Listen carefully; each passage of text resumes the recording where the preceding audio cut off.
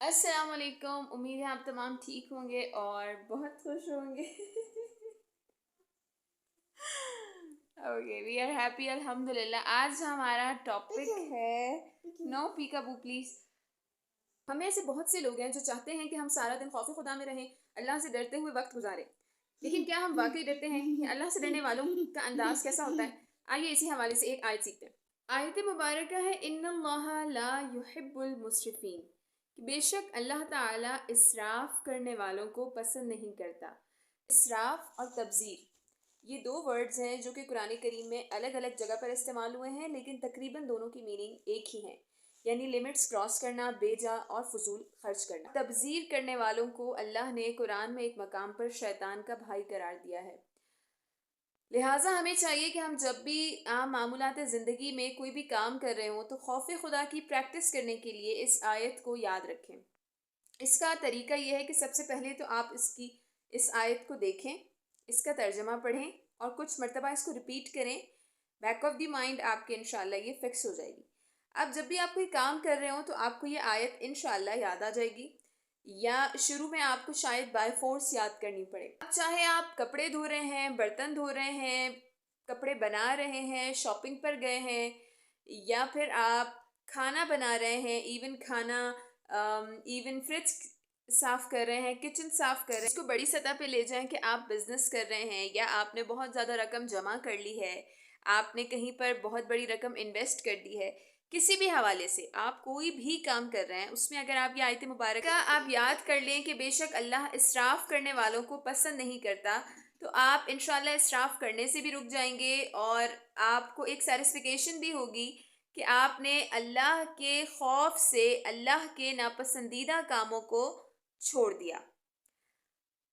तो इंशाल्लाह एक वक्त में ये आपकी आदत बनेगी। शुरू में आपको फोर्स करना पड़ेगा ख़ुद को, फिर आपकी रूटीन का हिस्सा हो जाएगा और फिर आपके बच्चे, आपकी सराउंडिंग्स, जितने भी आपके लोग आपके आसपास होंगे, आपसे मुस्तफ़ीद होते होंगे, उन्हें इंशाल्लाह इस चीज़ का फ़ायदा होगा। इसराफ की चंद बुनियादी मिसालें देती चलूँ कि अगर हमारे यहाँ किसी के पास ज़्यादा पैसा आ गया है, किसी ने मेहनत करके अच्छा खासा पैसा बना लिया है, तो अब वो चीज़ों के मामले में लापरवाह हो जाते हैं।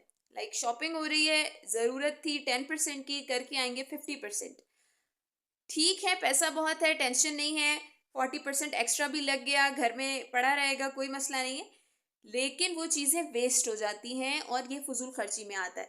बकदरे किफ़ायत खर्च करना ये फजूल खर्ची के ऑपोजिट काम है और यही करना चाहिए। कपड़े लेने गए हैं, ज़रूरत थी 2 सूट की, ले लिए 6 सूट, ये भी फजूल खर्ची है। कपड़े जमा हो गए हैं, मज़ीद सिलवाए जा रहे हैं, या तो पहले वाले किसी को सदका कर दिए जाएं तो ठीक है, और अगर सदका नहीं किए जाते तो फिर ये फजूल खर्ची में आएगा, क्योंकि जाहिर है 365 दिनों में कितने कपड़े पहन लेंगे। सो उसके अकॉर्डिंगली चीज़ों को देखा करें। इसी तरह बर्तन धो रहे हैं, कपड़े धो रहे हैं, नल कंटिन्यूसली खुला है, it doesn't matter for us कि अभी बर्तन सेट हो रहे हैं, वहाँ पर स्पून सेट कर रहे हैं, नल खुला रह गया है, बाकी बर्तन धोने वाले पड़े हैं। सो कोई तरतीब में नहीं है ज़िंदगी। चीज़ें जब लिमिट्स क्रॉस करती हैं, इसराफ तब होता है। इवन मुफस्सिरीन किराम ने बिहेवियर्स में भी इसराफ लिखा है। कई चीज़ों के मामले में, गल्ला और अनाज के मामले में भी इसराफ को जिक्र किया गया है। हमारे यहाँ कुछ लोगों की आदत होती है कि अगर चीज़ 2 दिन पुरानी है, ना तो वो ख़राब हुई है, ना ही उसमें फंगस लगा है, ना ही वो ख़राब होने के करीब भी है, वो बिल्कुल ठीक है। जैसे आप देख लें, कुछ ऐसे फ्रूट्स हैं जिनमें आयरन होता है, सो वो फ्रूट्स नॉर्मली पड़े पड़े काले हो जाते हैं या उनका छिलका काला हो जाता है। जैसे एक खातून को मैंने देखा कि उनके यहाँ फ्रूट्स आए और केले पड़े हुए थे। अच्छा, पहले दिन शायद नहीं खाए गए सारे के सारे, दूसरे दिन उन्होंने देखा कि उसकी जो स्किन थी, छिलका था, वो ब्लैक हो चुका था। अब हर जी शऊर जानता है कि अगर केले का छिलका काला है तो इसका हरगिज़ ये मतलब नहीं कि केला अंदर से ख़राब है। तो उन्होंने क्या किया कि केले उठाए और कहा ओहो ये तो सब काले हो चुके हैं, उठा के डस्टबिन में डाल दिए। लिटरली डस्टबिन में डाल दिया। एंड आई वाज लाइक कि क्या बंदी है ये, अल्लाह का इतना अल्लाह याद ही नहीं आया इसको। केले उठा के, अनाज है और वो डस्टबिन। ठीक है आप इतने होंगे, लेकिन थोड़ा तो अकल से भी काम लें कि ऐसा कैसे हो सकता है।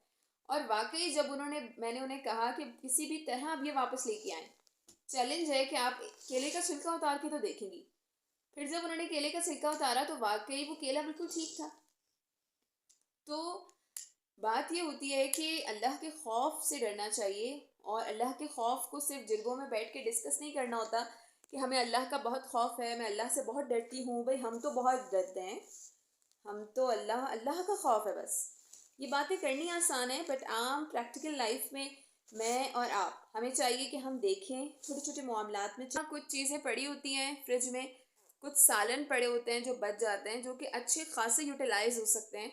नहीं पता तो मुझे बताएं, मैं वीडियोस बना देती हूँ लिटरली, लेकिन खुदा का वास्ता है कि अपना रिस्क ज़ाया होने से बचाएं। फ्रूट्स पड़े होते हैं 2 दिन के, और it's totally understood and normal thing कि अगर आपने फ्रिज से बाहर फ्रूट्स रखे हैं तो दूसरे दिन उसके ऊपर छोटी मोटी मक्खियाँ घूमेंगी।